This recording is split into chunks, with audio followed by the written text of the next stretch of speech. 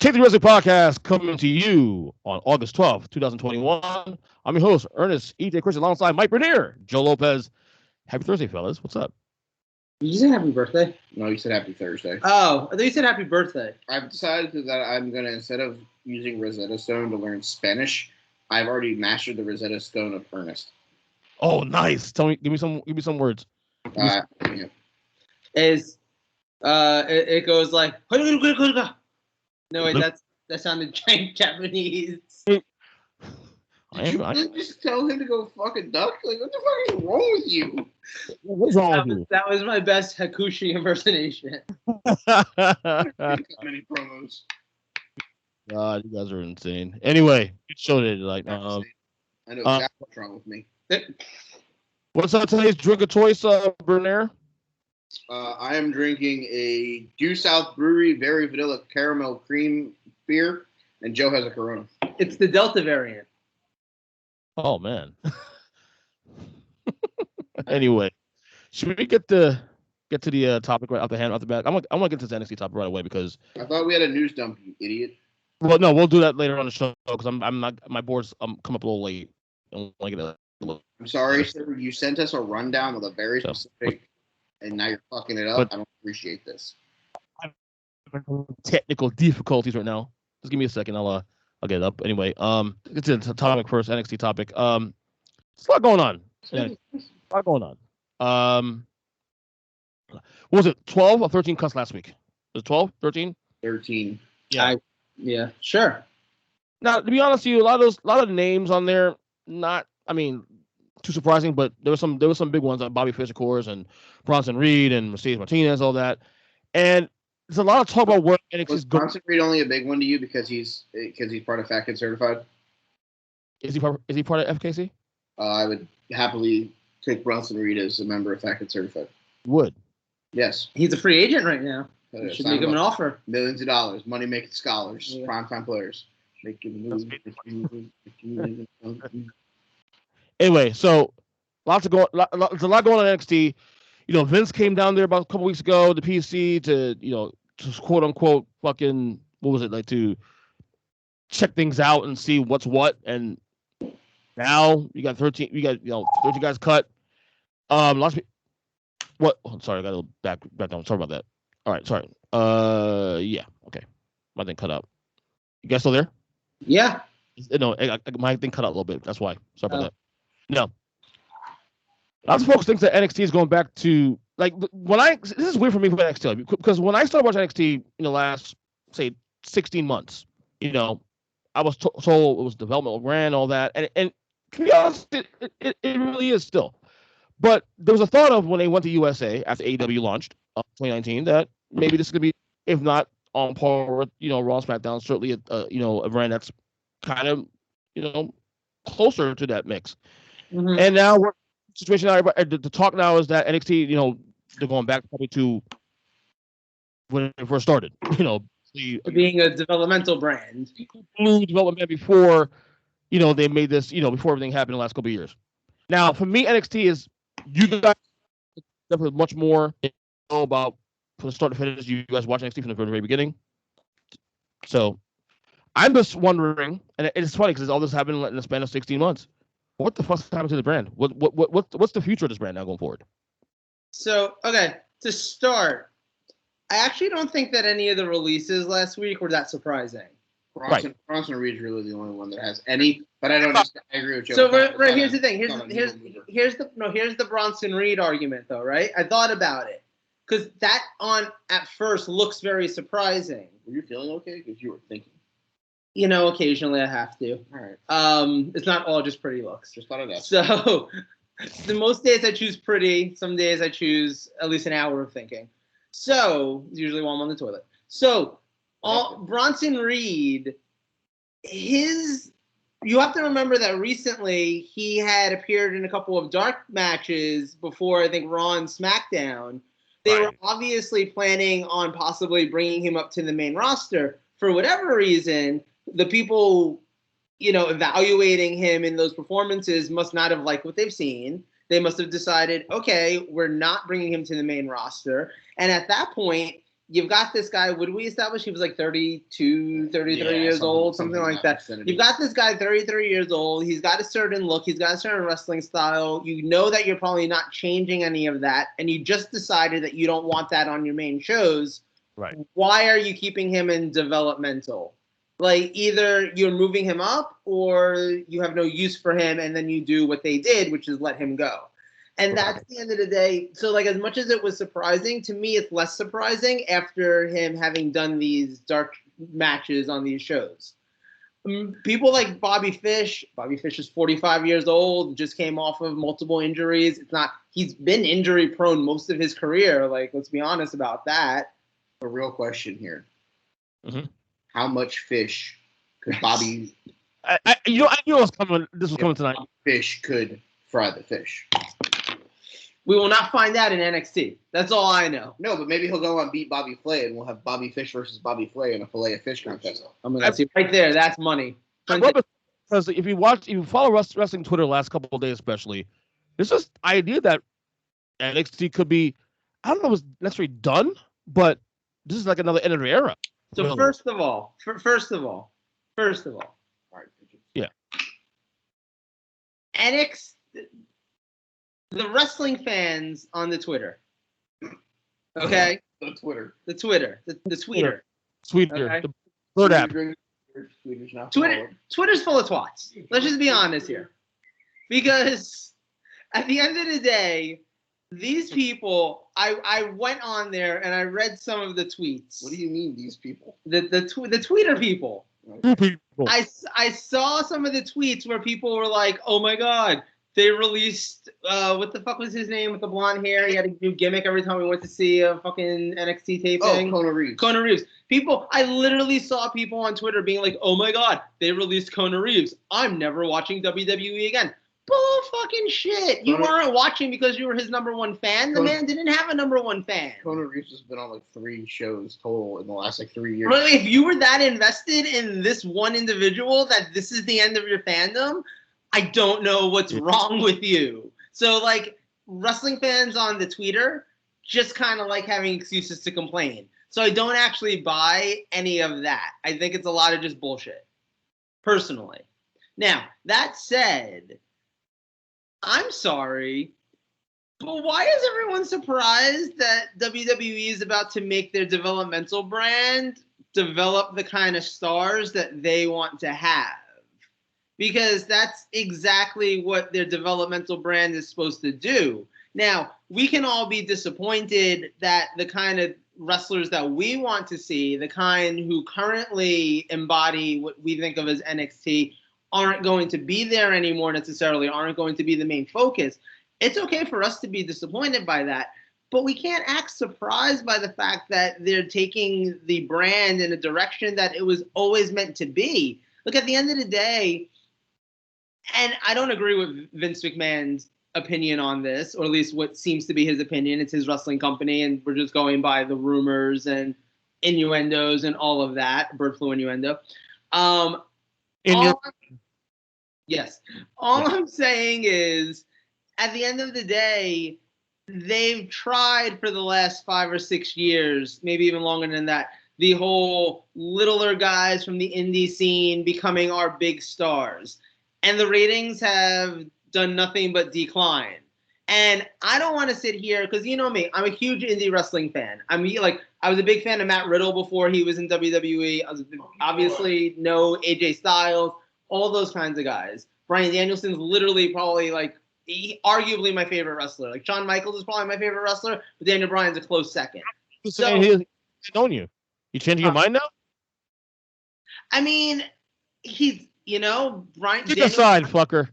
He's, he might be my number one. It's hard, and Michaels is the only guy who's really comparable.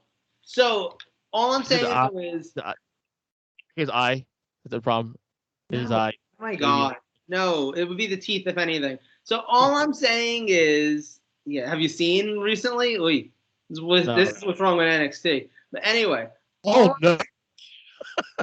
All I'm saying is, at the end of the day, as much as those are my kinds of wrestlers, as much as that's the wrestling that I enjoy, as much as that's what AEW is kind of built on, WWE's given that a chance for the last 5 or 6 years, and blame it on bad creative, blame it on Vince not knowing what to do with these guys, blame it on all that stuff all you want. But at the end of the day, you have to see it a little bit from the guy in charge's point of view, which is, oh my God, I've given all these guys and this type of wrestler a chance for the last 6 years, and my ratings are dying. So I'm going to go back to what was working for me through the entirety of the 1980s and at least part of the 1990s. I'm going to go back to these bigger guys, these huge, bulky talents, and develop these guys from scratch because that's what I want. And my developmental brand is going to be the place that develops them. At the end of the day, like, that's what it is. We all got really excited because NXT became like a pimped up version of our favorite indie wrestling companies. PWG. But it was never meant to be that. We just got lucky because there was a period of time where WWE was trying to roll with, let's make these guys our stars. And unfortunately, I don't know how much it really worked. I'm almost done with what I'm writing down here. Go ahead, Michael. Okay, so I did this for a very specific reason as I finished writing this down. Myself and Joseph went to an NXT house show in beautiful San Jose, California. Oh. WrestleMania weekend before The takeover blew up. Okay? I'm going to go over this lineup here, and we're going to see where these people are now. Sure. Okay? First match of the night, Hideo Itami versus Tyler Breeze. Gone and gone. One of them's in New Japan now. And one of them had a fairly productive run. Yeah. Oh, yeah. Absolutely. T Breezy had a pretty good run. Next match was Bull Dempsey. He gone. Yeah. Against Jason Jordan, who unfortunately is not wrestling because of his injury. Right. Although, can we call a spade if he never got injured? Would he still be? It's not what I meant. Would he still be in WWE right now? Yes, because he's Kurt Angle's son. Kurt Angle's not even in WWE anymore. Allegedly. He's not a son anymore. Exactly. Just like Lana doesn't have a Russian accent. Frank's not wrong.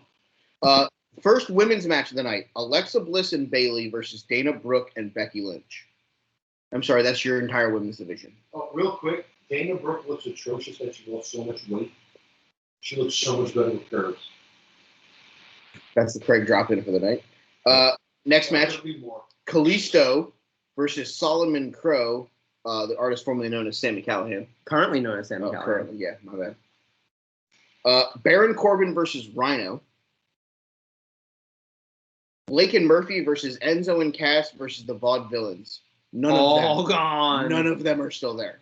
Okay. Sasha Banks versus Charlotte for the women's title, and Finn Balor versus Neville in the main event. So, Neville, you know who Neville is? I've heard it before. Who is it? I've heard him. I couldn't point him out to you, but you don't know who Pac is? It's Pac in AEW. It's Pac. Oh, thank you. Yes. Why is he interviewing Eloy He had a 3-run home run. So- Tim Anderson in a fucking walk. Focus. Sorry, he's probably drinking. I'm what fuck NXT. So if you look at this right now, their current women's division and Dana Brooke, Right. Finn Balor, Baron Corbin. and Baron Corbin. That's it. A WrestleMania weekend show that had 20,000 people in it that marked harder for Hideo Itami hitting the go to sleep than fucking any other thing I've seen at a WrestleMania weekend that wasn't at like a WrestleMania show itself. And three men and the 5 women are the only ones left. Right. Because it was a developmental brand at the time. Baron Corbin, one of the most over acts in the fucking company right now, even though he's playing this down on his luck. Yeah. That's awesome. But it's great. I love it. I don't know how you feel about that angle. I love it. Finn Balor should be in the main event at SummerSlam. He still will be. And then you have the women's division, which, I'm sorry, before that, I think we were really over the Kelly. The Nikki Bella Bellas twins, yeah. So that event took place on Mm-hmm. March 27th of 2015. So we're a little over 6 years from it, and there's like 7 people left of the show that are on it. Because that is a developmental brand. They used the guys that they could use to develop into stars. Yeah. And they got rid of the ones that they couldn't. Because at the end of the day, you're never going to develop everyone into a star. Like, think about anything else. Think, like, okay, look, I'm not a baseball person. You know baseball. How many people on, like, the developmental teams in baseball actually end up becoming stars? A handful. So, like, the same amount? Like is this equal? Is this comparable even? I would say it's comparable. Okay. That's what I'm saying, per team. So, because of this roster, there was probably 25 or 27 people we saw. That's one minor league roster. Right. So, of that roster, you probably could hit on 3 or 4. But the only difference is that you have those guys developing that okay, this is the guy that we're putting all of our time into. Right. Kind of like what they did with Finn Balor. Right. Like the Bull Dempsey of the world is like the backup catcher where it's like, oh, he had a great year last year. Maybe we should give him some time in Triple H to see if he moves up the ladder anymore. Right.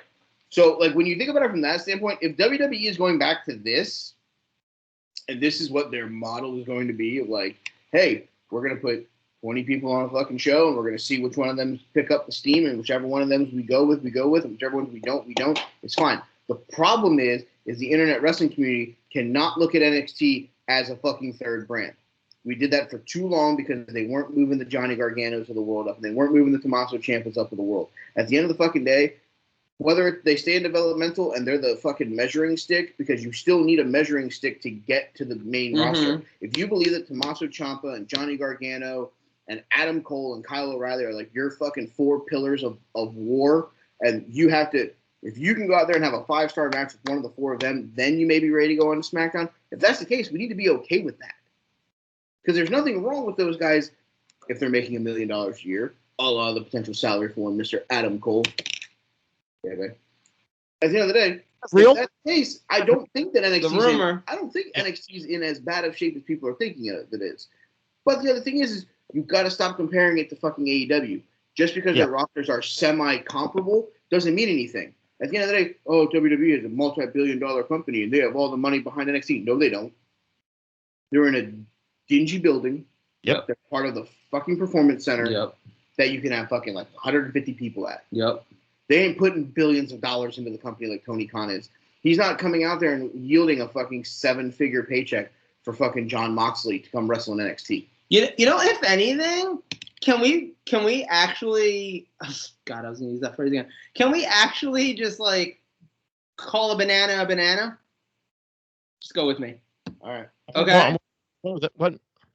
I sort of feel like WWE got one over on the USA Network with NXT.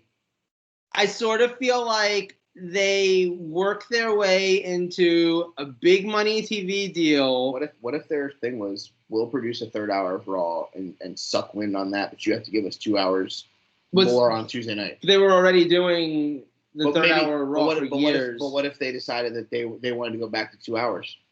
And that was the leverage. I think what ended up happening was as simple as USA always wants more programming from WWE. Sure. They do. They always want more. I think if Vince McMahon turned around tomorrow and pitched them on another night, an all-women show on Friday nights against Rampage, they'd be like, yes, let's do it.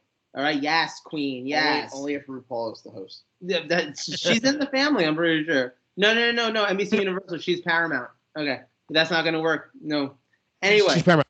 Yeah, RuPaul's right. Yeah, who the fuck do you think knows what RuPaul, which one he's in? Oh, my wife does. She loves that show. So. Okay. So all I'm saying, though, is I think USA is always going to say yes to one of their main ratings winners, even if the ratings aren't what they used to be. Still one of the top things that gets ratings on the USA Network. They're always going to be willing to give some sort of time for that in exchange for sort of money or something. It is their top rated show week to week. Yes, Raw is. Right, exactly. So at the end of the day, like, my guess is when WWE found out that AEW was doing Wednesday nights, they were just like, okay, We can beat them, and we can beat them with our fucking developmental system. We don't even have to put our big stars on that night. We can beat them with our fucking amateurs, basically. I think that's what happened. Is it possible you think Vince is punishing NXT for losing the war, if you will? Why? No, that doesn't make any sense. I'm just asking. I mean, but what's the basis of that question? But the real question is what gain would he get out of that? What is him punishing the guys that work for him getting him? The thought is that Vince is very competitive. He's always been competitive, and Okay. Vince is looking at it right now as I want to develop stars. Who are the last stars that WWE actually developed? Somebody was saying the last star that was on the front end of 30 that came out NXT to the main roster was Baron Corbin. No. Okay. No, you guys are missing my question. I think he was 31 years old. The last one they developed was Roman Reigns. Roman Reigns came in off the fucking street. Roman Reigns. The last. No, I'm talking about in terms of the ages, like because they, question that I'm asking right now. He's asking about superstars. I'm saying develop from scratch, because the thing is, Seth Rollins came from Ring of Honor. You know what I mean? Jon Moxley came from the indie scene. That Roman Reigns came from scratch. Bray Wyatt. You're right. Bray Wyatt came from scratch. Prior to those guys, though, the last time that WWE really developed a whole bunch of guys all at once from basically nothing, really young in age, and they became superstars, was that generation of Orton, Batista, Cena, that like early 2000s, like 2004, like class of 2004, 2005 Florida Championship Wrestling crew, who literally became the biggest stars of the next decade or so. In some cases, like Cena and Orton are still on our TVs. Batista only recently gave it up. So that's what Vince wants. Vince wants like Florida Championship Wrestling again. He wants these huge guys with the potential to be around for the next 20 years being developed. He's not getting that from NXT right now. Roman Reigns is the one person he's gotten out of NXT like that. Yeah, Vince was one in the last 12 years, basically.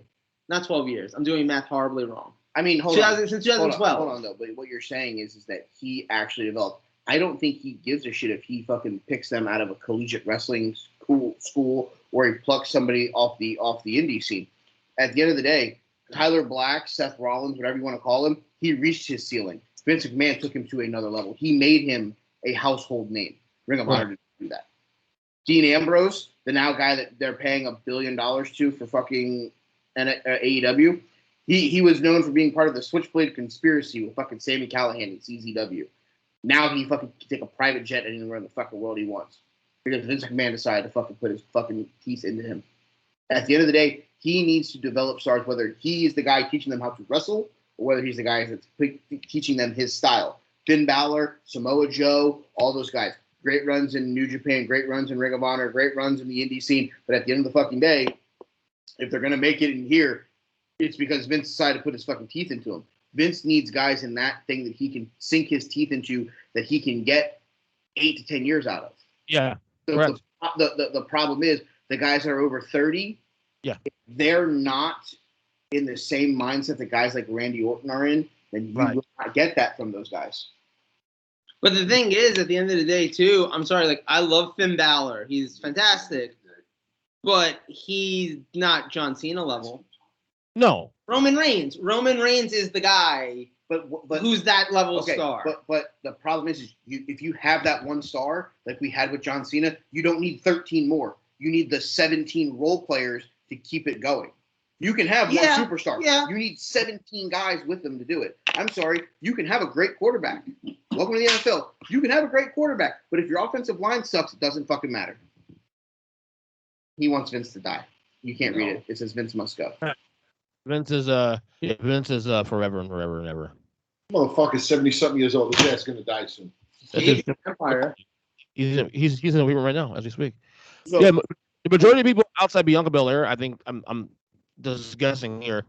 Most of the people have been called up last year or two from NXT alone are either mid to late 30s. Damian Priest, 38 years old, for example.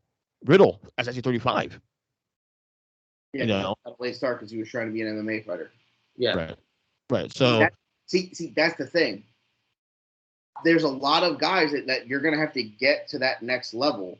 Right. You can't get them there. Why are you keeping them? Mike is correct on this one. I actually agree with him on this. You build the one superstar in Roman, and you build the 17 guys that you can work with him. Absolutely. You build from within. You find the guy who's your ace pitcher. Perfect example. You're a Mets fan, Jacob deGrom.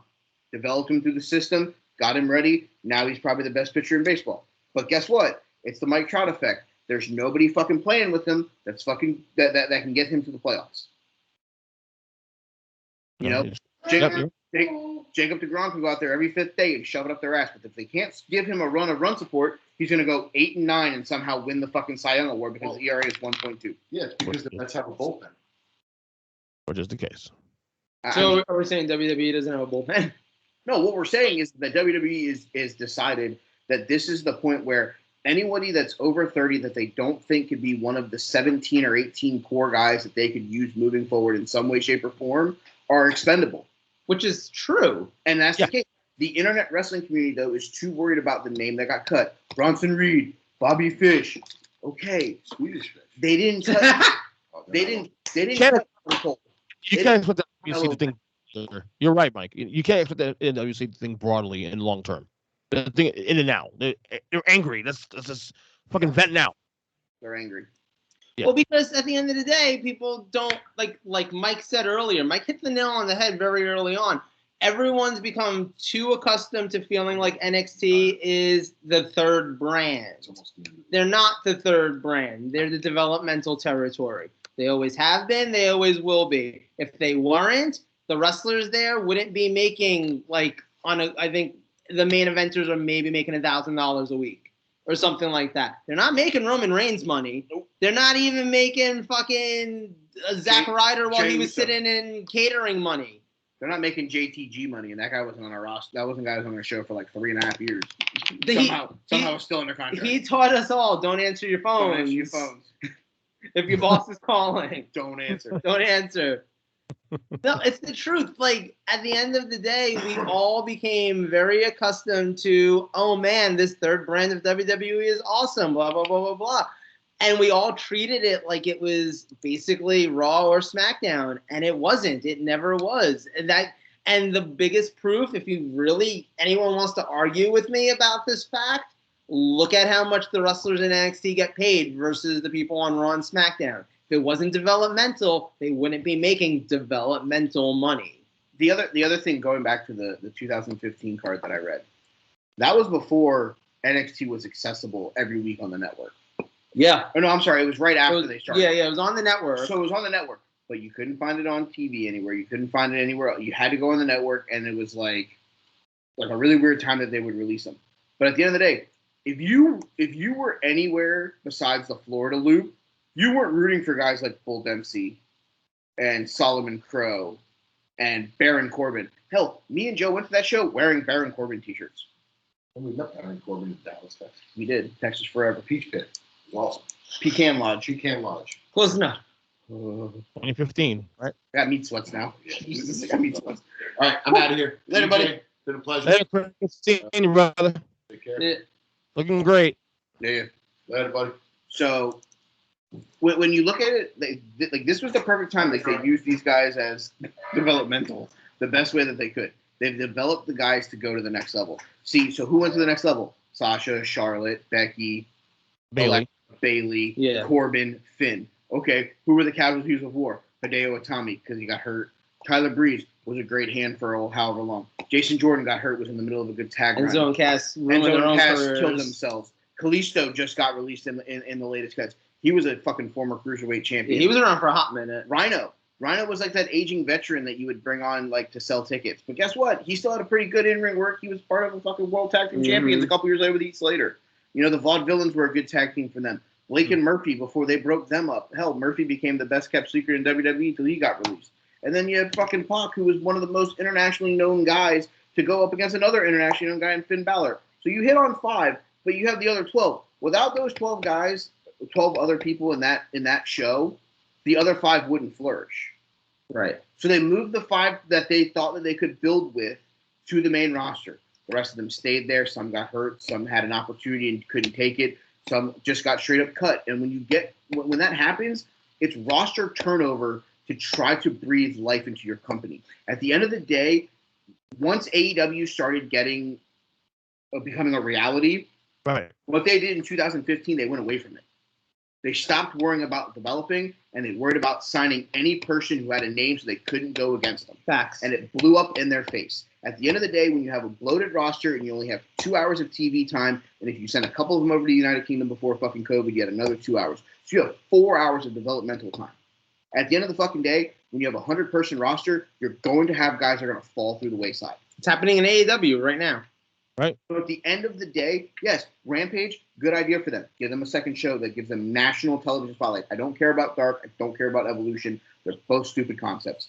You can argue Elevation, Elevator. I don't give a fuck. It's garbage. At the end of the day, you have 100 guys on your roster. I don't need to see Fuego del Sol, who's 1 in 937, taking on another guy who's 7 and 365. I don't need it. He's that bad. At the end of the day, Rampage, Dynamite, fine, make it work. But one of those shows, you have to start getting the mid-card guys matches. Give me Chuck Taylor versus somebody from the Hardy Family Order. I don't need it to be a 25-minute masterpiece, but give me a 6-minute fucking Chuck Taylor-Jack Evans match. Let those guys actually get some work in front of a mainstream audience to figure out, is Chuck Taylor going to be part of the fucking future process? Right. If he's not, cut bait with him now and use somebody in that place. At the end of the day, they have to make these decisions. Both companies do. Because you're going to overpopulate this thing, and the next thing you know, you're going to be hemorrhaging money because your payroll's too damn big. Yeah. There's a whole other topic in here about the indies that I don't want to get super deep into right now. But I will say that I remember seeing a tweet the other day about how, like, in 2015, everyone was like, oh my God, WWE is killing the indies. And now in 2021, they're kind of about to be the reason why there's a rebirth to the indies, because they're releasing all this talent that's probably going to go back out into the indie scene. And suddenly, between ROH and all of that, and suddenly we're going to have an indie scene again, because honestly, it's been slim pickings for a while. And that's the thing. Yeah. The guys that were released from both WWE and NXT, there's like 3 of them that should show up in AEW. Yeah. The rest of them, I don't care. Like, go be great in PWG. Or MLW. Go be great in MLW. Go be great in Ring of Honor. Don't go to AEW because they're Vince's competition and sit on the sidelines and have one good match. Hell, Christian came in with all that fucking hype. He won a battle royal, or he lost a battle royal to fucking Jungle Boy. Got guys hadn't been seen until like 2 weeks ago. Look, like, at the end of the day, that's supposed to be one of your big acquisitions, bringing in Christian. I've had more time on Dynamite than Christian has. All right. That makes sense. Yeah, dude, Mike, you broke it down perfectly. That one, I totally agree with you on that one. All right, let's move to the news dump real quick. Since I finally figured out my situation here.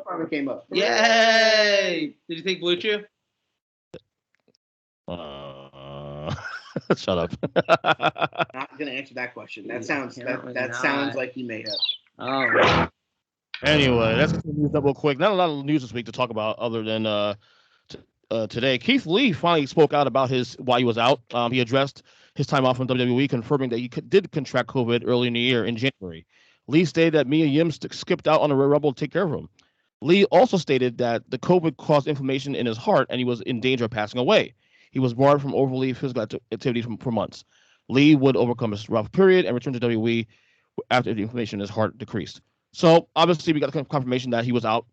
You know, we all assumed. I think all assumed that he was out for health reasons. Obviously we didn't think it was this bad, but I'm glad he's back and he's okay. But geez, at least we know now what was going on, because a lot of people had other thoughts, maybe that he was being misused and all that. But good to see he's. Can I ask something? Sure. And let's, like, honest opinion here, guys. Like, this is a safe zone, so let's all just be honest. Or is this a safe zone? It's a safe zone. It's a safe zone. Don't look at my no spot. Okay. Blue Chew, I don't know. So, okay. Boy, that escalated quickly. All right, go ahead. Why was it any of our business? It wasn't. To know why Keith Lee wasn't around for however many months. It wasn't. nosy. You know this. Wrestling fans are fucking nosy. They want to know what's going on. Why is that? That's fine. Look. It doesn't matter unless someone is speaking out against someone who's like sexually abusing somebody or doing like an abusive thing. Like, I don't need to know why someone was out. That's their personal fucking reason. If Keith wants to share that with us, cool. But no fan should be hounding him, being like, "Yeah, why the fuck aren't you on TV? It's not fair to you. It's not fair to this." At the end of the day, there had to be a valid fucking reason for it. We don't deserve the reason for it. Like, kudos to Keith for talking to us as like his fan. And guess what? I love Keith Lee. I've loved Keith Lee. I hope the best for him. I wanted this to start being his push that he should have had before he got all this shit. But at the end of the day, Keith, you owe us not a goddamn thing. Right. So at the end of the day, all of you that were attacking him and Vince and even Mia and shit like that, because he even said in the video that people were saying that Mia was the one that brought the virus to him and that's the reason why he got it. Go fuck yourself. Absolutely. Yes, absolutely. Also, like, it honestly gives me big vibes of when Brody Lee passed away, and it had nothing to do with COVID, but we still had people going out there, right, like pushing that out there and being like, "Oh, but I bet it was COVID or whatever." It's like, but it's not our business. At the end of the day, like Mike said, if they choose to share it, that's great, and like as fans, we'll obviously listen, and you know, like then you're inviting people to react or not react. But prior to that, like, if someone wants to be off TV for 6 months because they want to take an extended vacation because they're just fucking tired, that's okay too. You don't owe us an explanation. Right.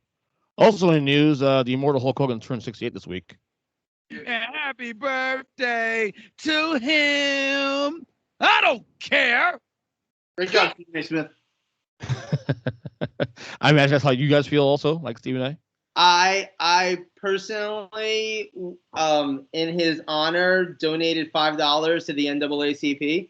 That was my birthday gift to Hulk Hogan. I don't think we should list it as Hulk Hogan's birthday anymore. It should be International Red and fucking Yellow Day. I like that.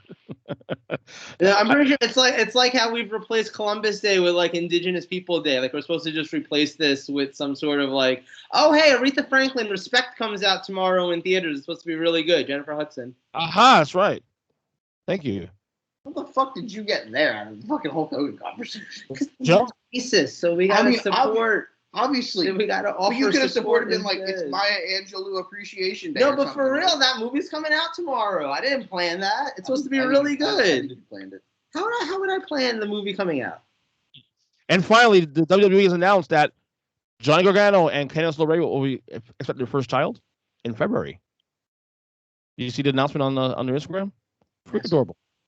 Congrats to Candice LaRae and.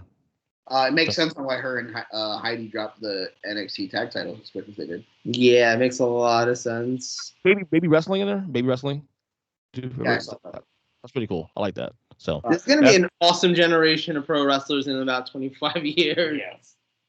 Awesome kids. Yeah, Becky and fucking Seth's kid versus Candice and Johnny's for like the intergender like world title. With the Danielson, Brie Bella daughters, like tandem out there. You think Andrade and Shawn make a kid? Yes. Eventually. I don't think Charlotte's rushing into any of that stuff right now. That kid's gonna be the most decorated kid. You got Ric Flair as your grandfather. I'm pretty sure Andrade has got some sort of famous luchador as his like dad. To the duel. All right, it's and now trivia of the week. I think it's this order's all fucked up. It's really fucked up. Yeah, that's okay. We're back on tracks again. We're good. I guess Mike is the question giver this week. I am.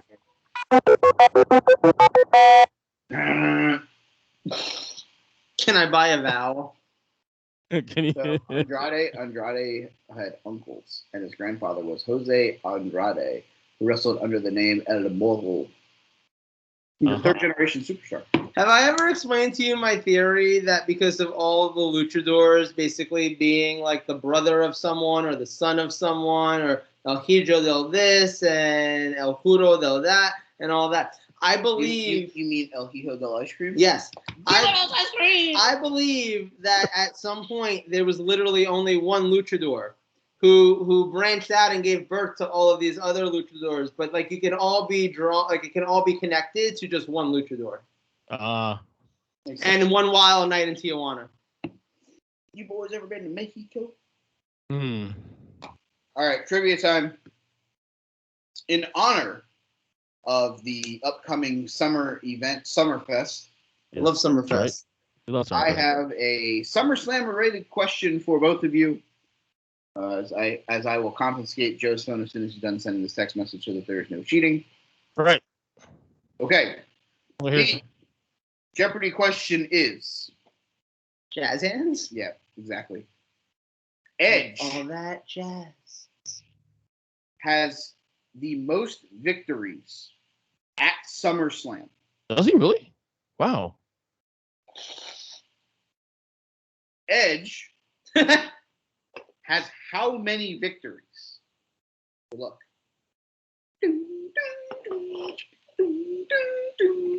Fucking remix.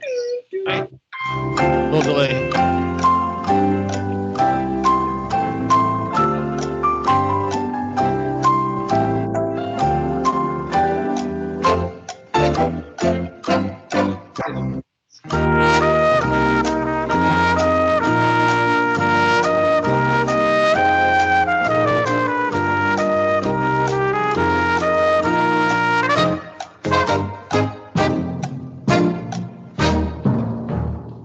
Okay, so before you guys go, to make this question a little bit easier on both of you, Edge has appeared at 13 SummerSlams. Okay. I'm gonna wager 100, obviously. So. Yeah, back to the hundo for fundo for Earnest. I'm only putting up 100 too because I don't know the answer to this. So we also put in 100. Okay. All right, Ernest, what is your guess? My guess is 8. SummerSlam wins. Shit, I was gonna guess 8, but I don't want to agree with him. I'm gonna go with 7. That's my first answer. 7, actually. That's it. I'm gonna go 8. One more. The correct answer. Hold on, I gotta open up my Google Doc so I can adjust these points so I can be able to update his standing after this. This doesn't sound good for either one of us. No. Edge's cumulative SummerSlam record is 11-2. Holy shit! Holy shit! Wow. Dude, we were completely wrong on that one. I Wrong. don't think anyone won that many matches at SummerSlam. Edge. Wrong. I looked this stat up.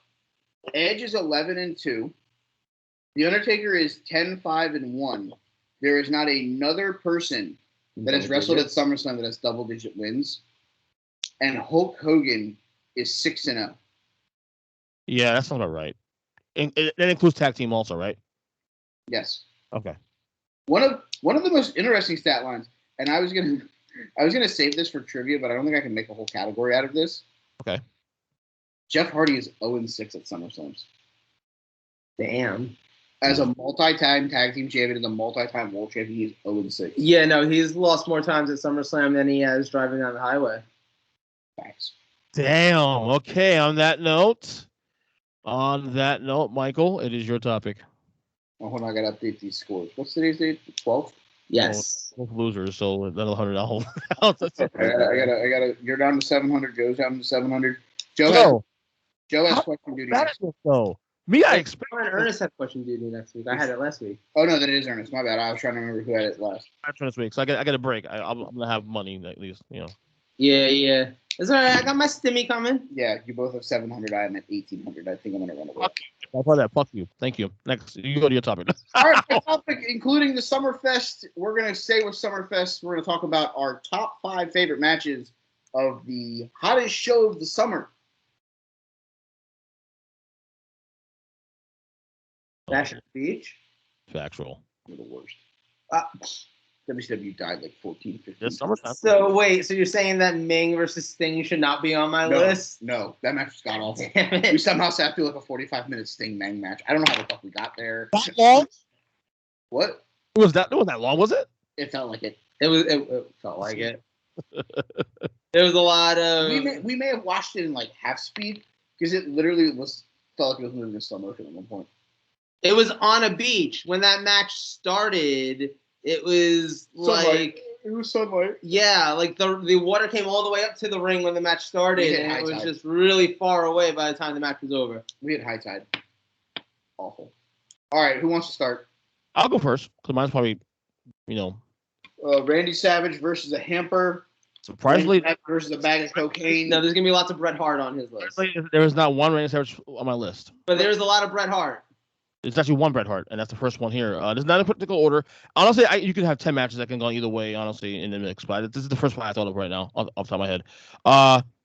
Bret Hart and Miss Perfect for 91 for the IC title. Classic, obviously. That is a classic. This one's going to shock you guys.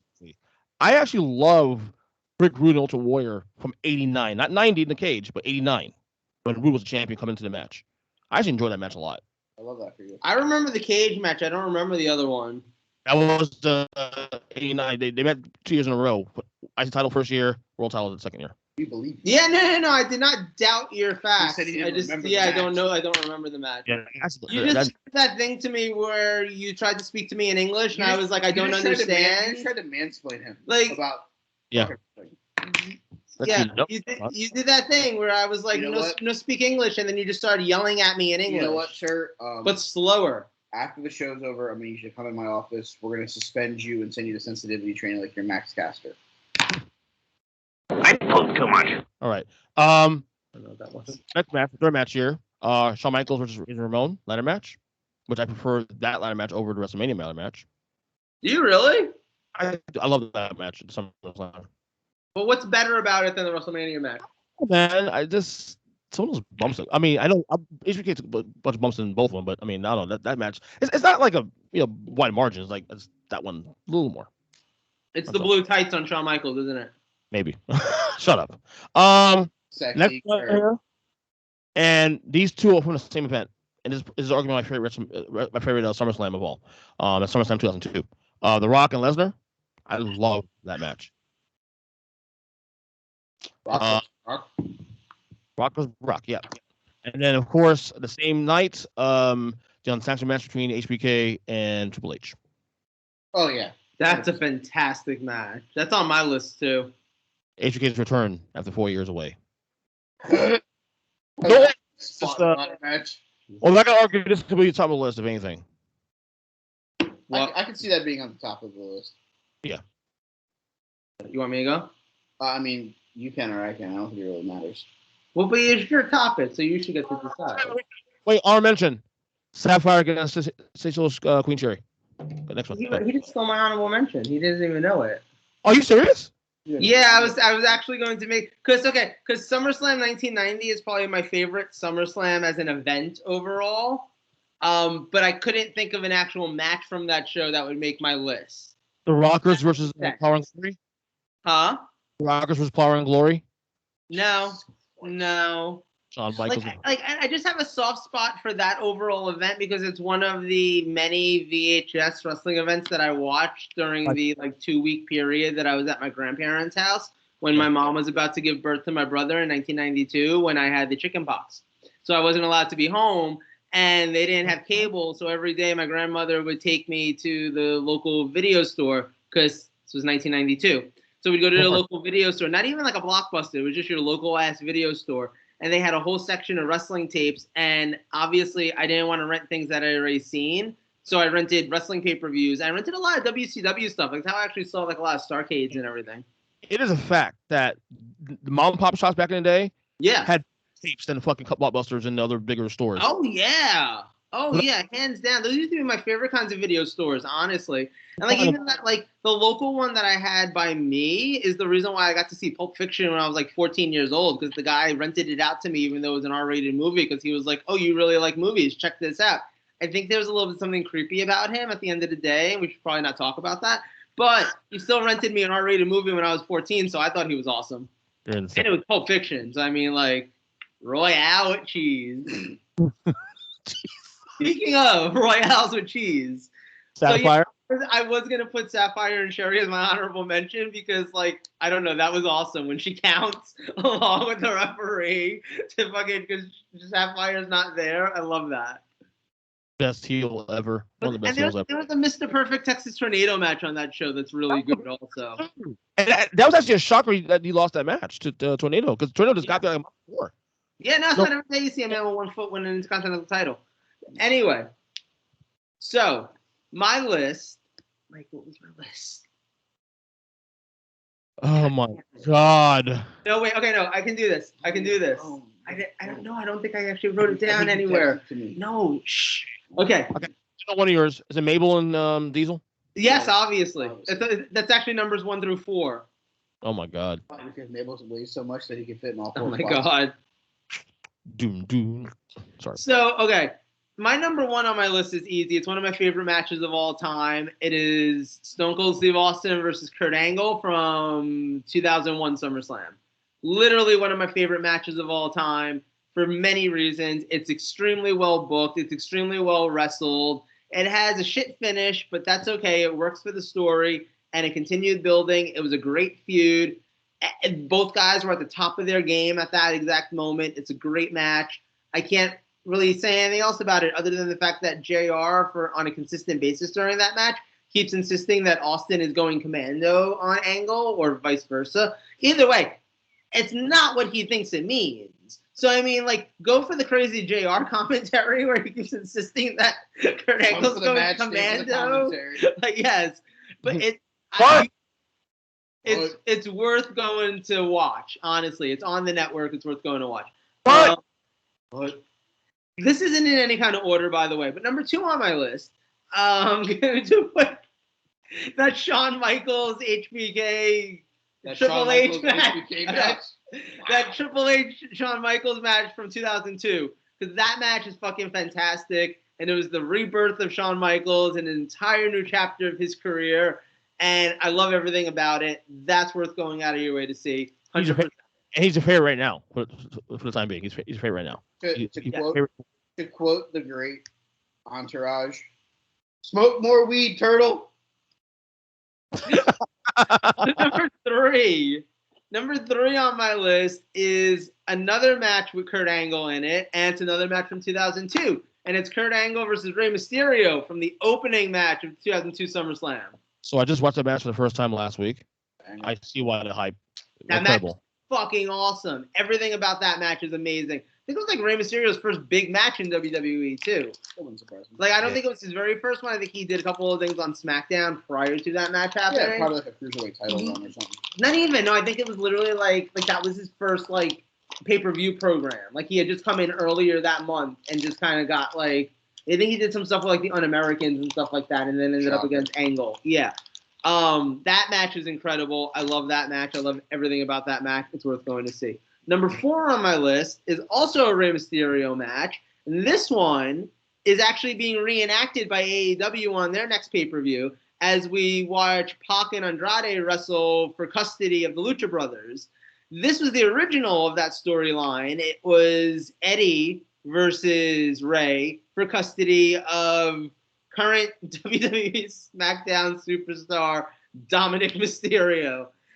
Take away the stupid-ass storyline, and God knows it was a stupid-ass storyline, but that match was fucking awesome. That match, like, it's not quite the level of their Halloween Havoc 97 match, but few things are.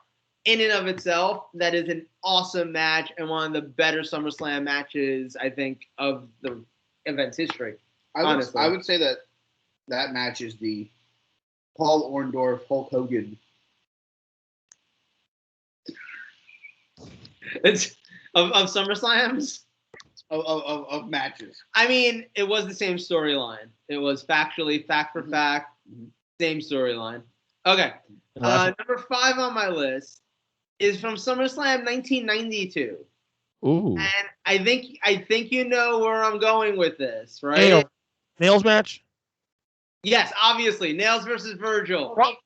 Nails versus Virgil, and the winner gets to sign as many 8x10s as can possibly be signed. Loser doesn't drop the soap.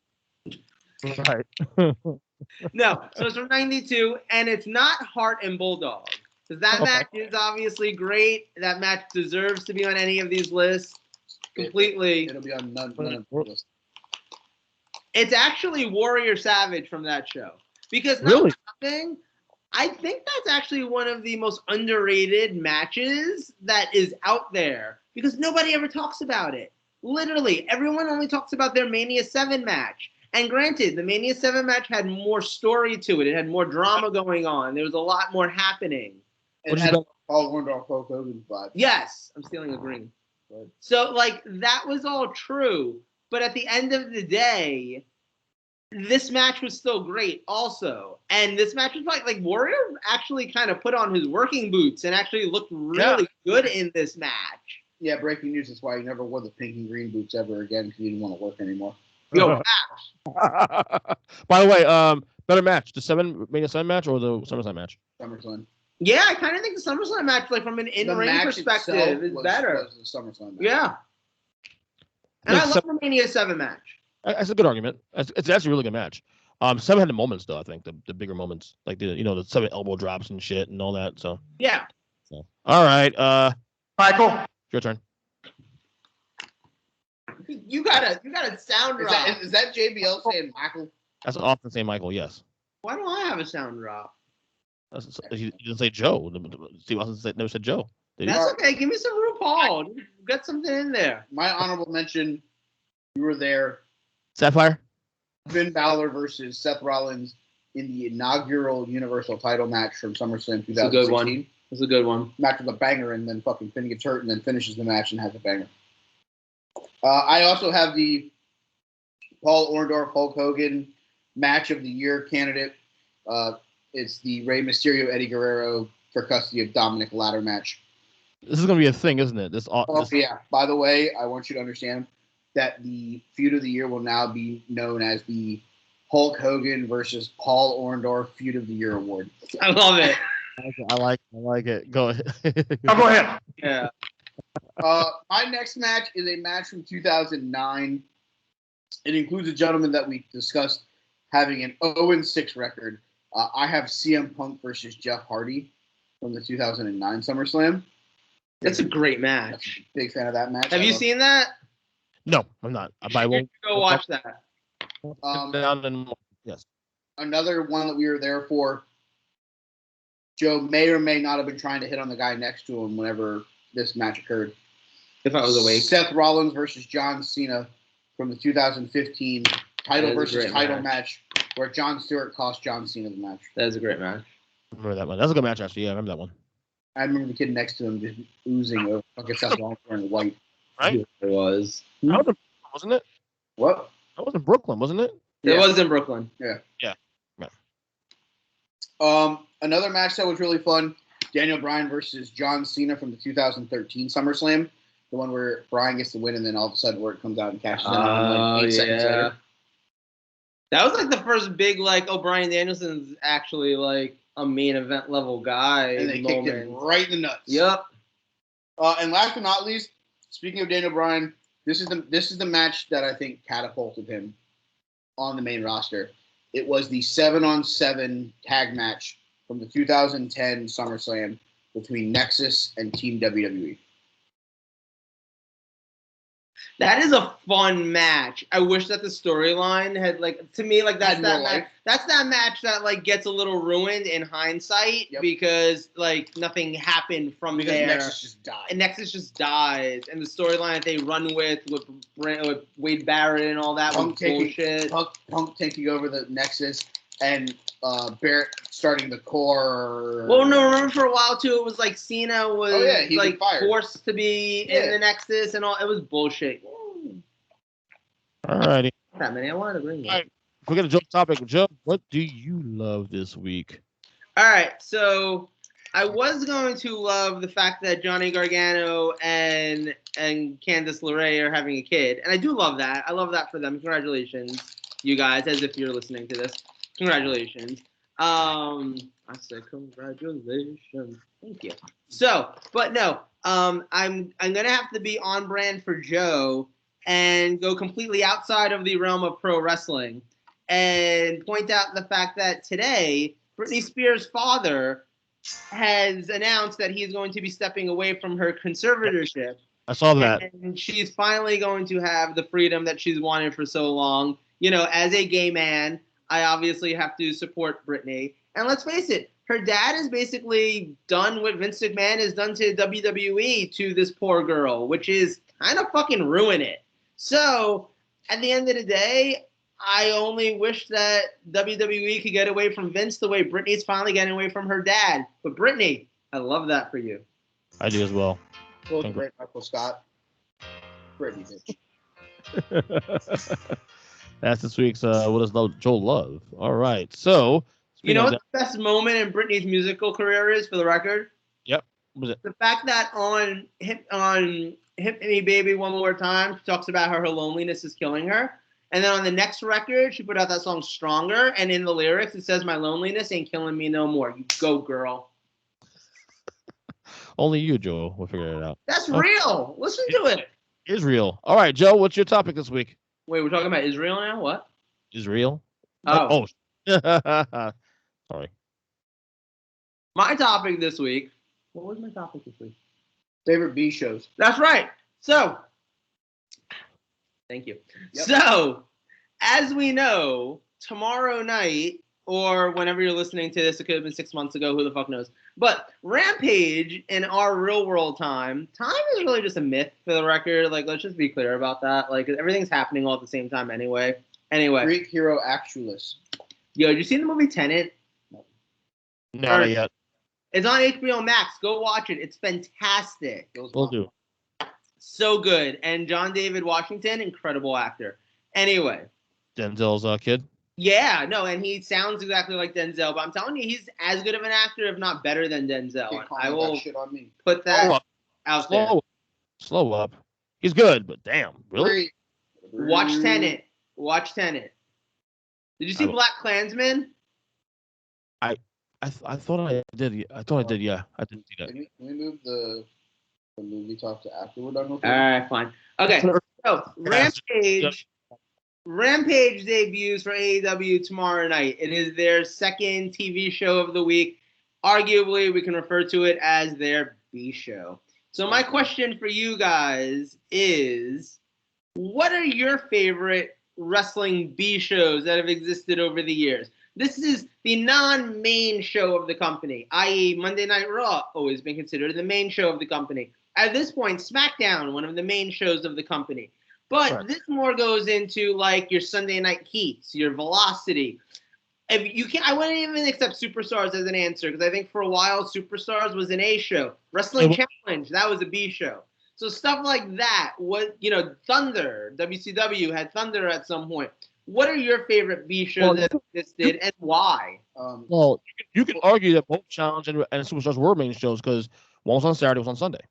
No. That literally, no.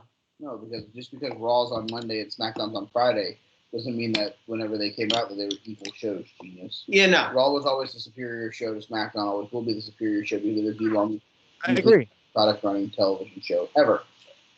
Before we get into the conversation, I'm going to sidebar because I don't know if I've sidebar enough on this show for my own liking.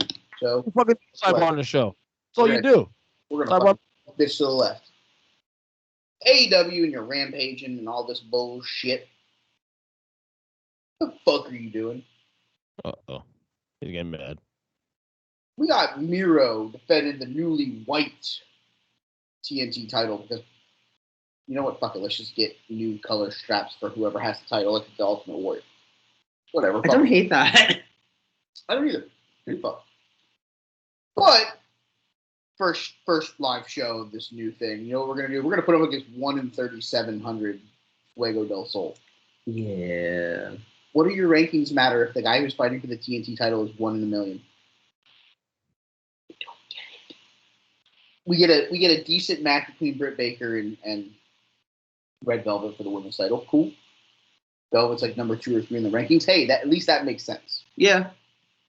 But my biggest gripe, and we're gonna get into this one here because I'm gonna sink my teeth into this one because I want to know what the fuck they're doing. Friday night, we're getting Christian Cage versus Kenny Omega for the Impact Wrestling World Title. Free. National television. A couple weeks later, for the rapid price of $49.99, we're going to get Kenny Omega versus Christian Cage for the AEW World Title. Now, me and Joe have had this conversation off air, and I know Joe's gonna mention something that I agree makes 100% sense. But I've been thinking about something over the last half hour while we've been on this show, and I'm gonna say it here. The fact that Impact Wrestling is allowing their title belt to be defended free on a television show that is not their own, when the same person defending their title is defending the company's title on a pay-per-view for $49.99 3 weeks fucking later, what the fuck are you doing? If you want your world title to mean something, you better make it fucking mean something. And letting someone defend it randomly on their B show means you do not give a fuck about your world title. But AEW is going to somehow still charge us $50 fucking for a fucking TV fucking pay-per-view that the main event is the same match that we're going to see 3 weeks beforehand on an episode of Rampage. At the end of the day, I get it. Hangman with his wife and could be expecting around then and doesn't want to risk that. Cool. Go be a dad. Congratulations, Hangman. Mazel. There are enough people, though, that you could get. If you're going to have Christian do it, have Kenny defend the Impact title against, like, Eddie Edwards. Have him defend it against Tommy Dreamer. Have Rich Swann come over and have a good match with Rich Swann like he did at the fucking pay-per-view. Yeah, I see that. I don't, like, I understand that I'm gonna lead Joe into the argument here because the argument is one that does make sense. And if it goes this route, I am okay with it. But if it does not go this route, I'm going to sit here and go, what the fuck are we doing? Joe? Okay. Well, so first of all, before I go to that, though, I just want to say I do also sort of question putting Christian Cage in this role because I don't know that I believe that Christian Cage is a needle mover. Like, as excited as I am for Kenny Omega versus Christian Cage, like from an in-ring wrestling perspective, I don't know how many people that weren't already going to watch Rampage are now suddenly going to watch Rampage because that match has been announced for it. Just like I don't know how many people are going to suddenly buy the pay-per-view who weren't already going to buy the pay-per-view because that match was announced for it. I don't know that Christian is that guy. I don't know that he's a draw like that. I love the guy. I'm a big fan of the guy. But, like, if I wasn't already planning on watching those things, he wouldn't be the reason. Him versus Omega wouldn't be the reason why I'm now watching those things. Thanks. Call me crazy, you know? Like, that's not – he's just not the draw like that. Okay, but that said, I think that they can make it make sense from a story perspective. The only way it works, though, is if Christian wins the Impact title tomorrow night. He has to win the Impact title, which makes a lot of sense. He's a former Impact World Champion already anyway. I think he will. I think he will, too. But here's the thing. He has to. Because if he doesn't, then what are we doing? Why are you paying $50 in 2 weeks to watch a guy try to beat a guy that he already couldn't beat? 0% chance of winning. Right. You already have ruined the fact that he has any chance of winning. If he wins tomorrow night, he wins the Impact title, all of a sudden, yeah, us people who are like super kind of cynical and into the, you know, into the wrestling like that, we're going to sit here and be like, we already know Christian's still not going to win the AEW title. It doesn't matter. He won the Impact title, blah, blah, blah, blah. But you're going to get the casual fans who are just like, yo, he beat him. Of course he can beat him again. I'm going to go watch that. There's a story there to tell. I think that it can make sense, but it has to, and it starts tomorrow. It has to go this route. Has to start tomorrow. Christian has to win the Impact title tomorrow for it to make any kind of sense. And I'd say he probably even has to win it in, like, not a dominating fashion, but it can't be a long match. You can't give me a 20-minute match between the two of them tomorrow and then give me another 20-minute match between the two of them in 3 weeks. I think you could. Okay. If you have Christian win via roll-up or something. That's what I would do. Some flash pin kind of thing. 18 to 22 minutes. I could then believe in an 18 to 22 minute match. Rematch. Because then at the end of the day, if Kenny's pissed off, you're going to have a solid 4 minutes at the end where Kenny's just like, One Wing Angel. Yeah. V-trigger. Like, yeah. Just trying to, like, you got one up on me, but now I'm going to make sure you don't fucking ever come back and fight me for a title by fucking taking you out. I can see that. Like, that's what I'm saying. Like, This is doable. This is savable. It's salvageable if done correctly, but it has to be done with Christian winning tomorrow night. If Christian loses tomorrow night, I don't care. Like I will be mentally checked out of that story, and I will not give a fuck about it. Now, again, myself and Joe talked off air. Obviously, the CM Punk thing. Oh, maybe Punk will show up. It'll be Punk versus Kenny, and if Punk shows up, maybe it'll be Punk versus Bryan in the main event. First off, what day is All Out again? Yeah. Okay, I don't think there's a chance to be sure before that because I think they're saving Bryan for Arthur Ashe, which is like September 14th. That's the rumor, after. Yeah. So, obviously, you're not getting that mad. Okay, so if Punk shows up, Joe was like, oh, Punk can close the show. You can put Omega and Christian somewhere else. My question is, guess who? Jericho? Hey, they're not doing MJF and Jericho at the pay-per-view. No, they're doing that next week, right? Which is really weird. That's the dumbest fucking thing I've ever heard in my life. I mean, unless they're going to also build to another rematch. Right. Plus, wasn't it 5 labors then the match? That's what I thought. That's what we thought. Makes no fucking sense. Okay. No. So what I would do is I would stay the course. I would have Christian win the title tomorrow night. I'd have Christian versus Kenny at All Out. Kenny wins, grabs the mic to do the Japanese send-off. Goodbye, good night, bang. As he goes for a bang, shoots the fucking finger. That's when Cult of Personality hits, and that's when Punk fucking debuts. And that's how I would close the show. I wouldn't close with Kenny winning a 20-minute match against Christian Cage and retaining his title and fucking being all, look at me, I'm Kenny Omega, I'm the super anime heel. Yay, me. Look at my friends, the Young Bucks, with their stupid hats and mustaches. Like, no, we got to get past this shit. Like, we have to. Like, I get it. Like, what we're watching right now is the Diet Coke version of Mount Rushmore in PWG when it was the Young Bucks and Kevin Owens. Yeah. The Young Bucks are playing like a Diet Coke version of themselves, and Kenny Omega is like the cheesy Kevin Owens. Yeah. Like, it's like, I get it. Like, you went through this, and even in Japan, it was like, oh, look at us, we're the elite. You know why it worked in Japan?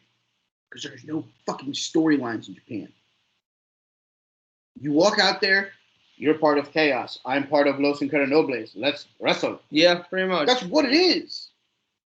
You don't have to have a believable story. Here, Matt and Nick Jackson are trying to become fucking part of the Toon Squad while fucking wearing tassels and stupid hats to the fucking ring.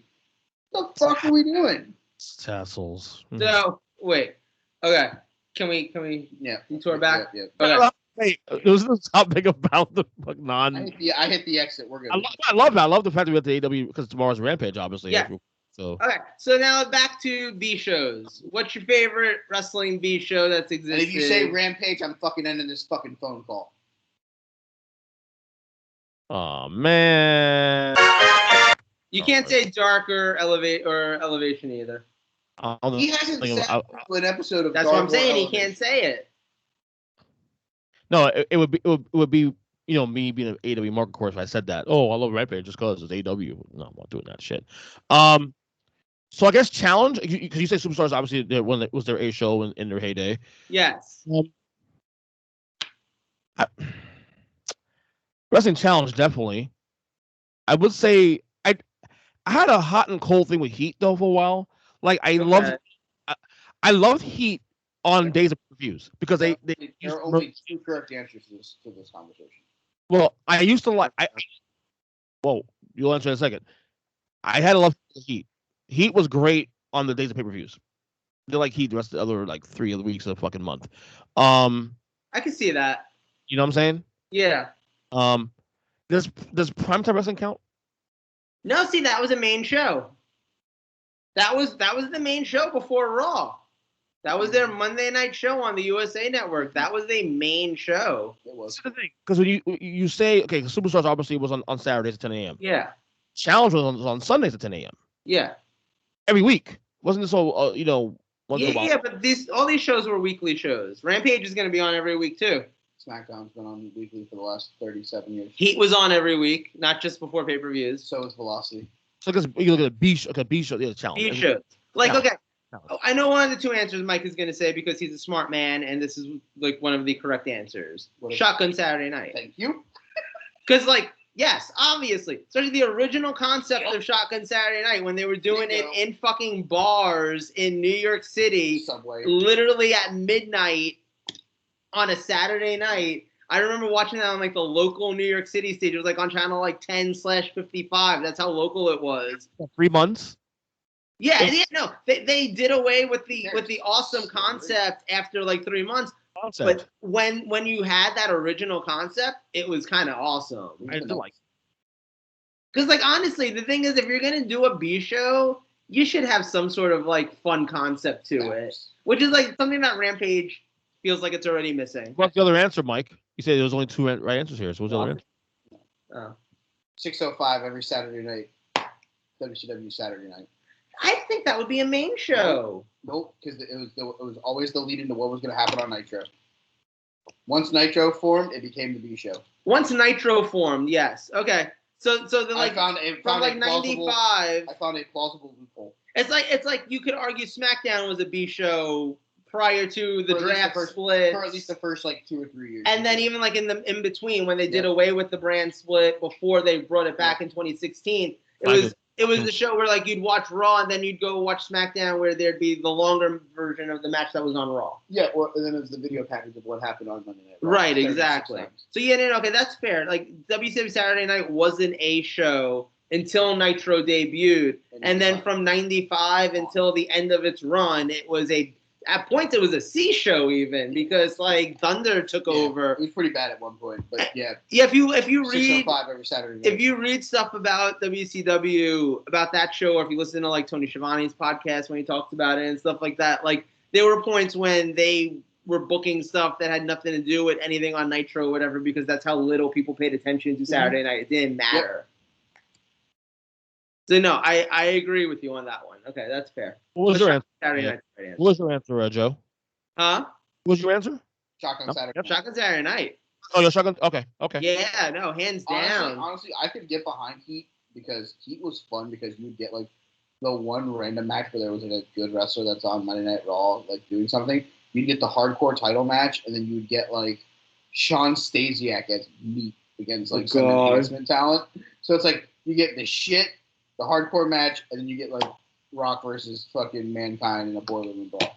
You know, and Velocity does deserve some sort of props in this topic because let's be honest, especially if only for the Taz and like, was it Josh Matthews? Like their commentary team alone made Velocity for at least I remember it was Saturday nights. It was like Velocity was on for an hour, and then like what was it, WWE Confidential, or whatever, where it was just like with Mean Gene hosting like a 60-minute style wrestling show. That was a great combo of shows. But like Velocity was worth tuning into because the matches were all just like cruiserweight matches. Like it was basically NXT or AEW before either of them existed. Yeah, it was a cruiserweight match, normally a squash match between somebody that was like a big guy. Like if Twitter had been a bigger thing, if Twitter had either existed or been a bigger thing, because I don't know if it existed or not when Velocity was on, people would have been like, oh my God, Velocity is like on par with Raw and SmackDown. Yeah. Because like that's the way they talk about NXT now. Except for the times that Shannon Moore was on it. Right. All right, it's time for Wrestlers of the Week.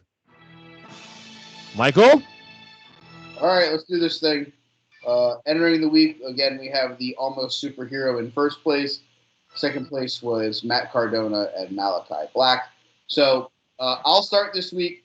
My Wrestlers of the Week at number 3, the aforementioned one Candice Wrestling. I gave her my third place spot because it'll be the last time we see Candice in 2021.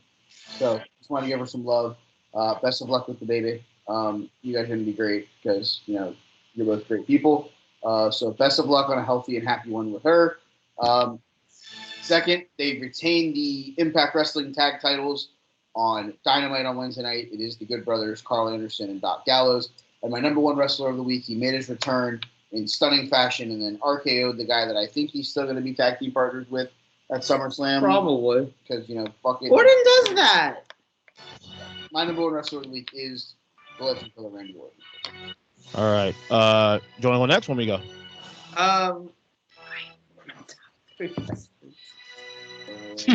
There's your list. Oh, great. Okay. I got it. I got this. You got Okay. this. Ahem. My number 3 was the aforementioned Randall Kerwin Orton. That is my number 3 guy. My number 2 won the main event match. Was it the main event match on AEW this He's week? been the main event match like every fucking week. I mean, that's the thing, though. He's gone like 4-0 over the last 4 weeks in AEW. Like, that definitely deserves... Because if he didn't, he wouldn't be having his match go 5-0 in 5 fucking straight Dynamites. I mean, if he beats MJF, or unless it becomes a no contest and then they have to make it a pay-per-view match, they're going to end up wrestling on that pay-per-view. Anyway, my number 2 is none other than Chris Yereko. He is my number 2 wrestler this week. He is Le Champion. He is something.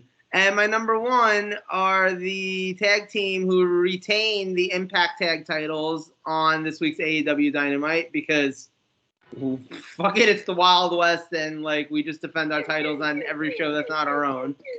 And they did it against fucking Super Smash Brothers. I bet it was actually a really good match. I haven't seen it yet. But my number 1 is the Good Brothers. Well, I never thought that's a sentence I would say. All right, before we get to the my 3, honorable mention goes to Dante Martin last night. A fantastic show. He put on. I actually had him in 3rd. He was definitely until Candice announced she was pregnant. Right. Oh, okay, cool. My number 3, you just mentioned Chris Jericho, 4-0 in his labor. Number 2 is actually a tie between Adam Cole and Kyle O'Reilly. Love that. I love that. How do you put them both in? Like, how do you tie? If you tie, Chris Jericho shouldn't count. Like, I don't understand. Like, yeah, I don't get like Mike. They're not a tag team. Mike has Candice on his list, not Candice and Johnny, and I'm pretty sure it took both of them to have a baby. Facts. Give me Adam Cole then. Okay, so Adam Cole, number 2. Did you already tally the 2 then already? That's already tallied it up, you idiot. What the fuck? What would you? Well, I'm still gonna give you shit for it. I mean, they're not a tag team; they're rivals. The fuck? You should say anything. Okay, Kyle O'Reilly, Adam Cole. Number 1, of course, as you mentioned, return to Randall Orton on Raw. Yeah. So there's my list. So what's this for? Updated top 6. We have Nikki Almost Superhero in 1st. We have a 3-way tie between Matt Cardona, Malachi Black, and Randy Orton. Oh, and Chris Jericho. 4-way tie for 2nd. And then a tie for 6th between Luke Gallows and Carl Anderson. Nikki's at 15 points. The 4-way tie is at 10. Gallows and Anderson are at 8.5 each. They're followed by Big E and Shingo Takagi at 7 with 7 points each. Good job, Michael. really good job. Where's my man? Mommy. Bob is 10th place, tied with Charlotte Flair, Sasha Banks, and Super Dragon. Oh, I just think I'd say that sentence out loud. That's like of a joke. The Bobby Lashley, Super Dragon, and Candice LaRae walk into a bar. That's awesome. Bobby Lashley makes his shit wrecked. How many destroys Goldberg on fucking SummerSlam? Anyway. Wait. So blind man walks into a bar. He says, "Ouch." Oh, also, guys, sorry we haven't been doing daily podcasts as, getting the kids back to school. And the fact that, again, I'm the one that has to set up all the daily podcasts even though I work till fucking like 2 o'clock in the morning every day because nobody else has sent a fucking text message. I'm only talent. Like I told you guys, you have to commit to the daily podcast. If there's nothing going on, there's nothing going on. Days we could have talked about like the shit that was going on the All right, shows. we'll get back on the ball next week. Okay. I don't start work till 1. No, me and you will get back on the ball. This motherfucker will show up on Thursdays for the Wednesday night discussion. Oh no, and on a Friday night that was Rampage. No, I'm joking. Now he'll show up after Rampage. No, I'm joking. No. Yeah, I'm putting effort into social media shit, man. Come on. Let me do all the fucking dressing around and stuff, man. It's okay. So a blind man walks into a bar. Ouch. All right. Before we get going, any final thoughts? Anything? I think tonight's episode was the Paul Orndorff and Hulk Hogan feud of Take 3 episodes. Yeah, Rampage tomorrow night. Looking forward to it. That's all. I hope Christian wins so that we can have something to fucking solve. If not, you better fix it, AEW, you fucks. Follow me on Twitter at They Call Me Bird. He's at JLo Sugar. Fatty's at EJ Christian 7. Follow the show at Take the Number 3 Wrestling. Fat. I'm 212, buddy. Oh, you're fat. Follow us, the show, Take at the number 3 Wrestling. Hey, Ernest, have you thought about joining Orange Theory Fitness? I'm out. I can't do it. Michael. I'm out. This is my job now. I'm supposed to sell memberships. Michael. Come Michael. back. Michael. Come back, Mike. Michael. All right. Good night. Good night, Ernest. All right, man. Bye. Good night, guys. Take care. Good show.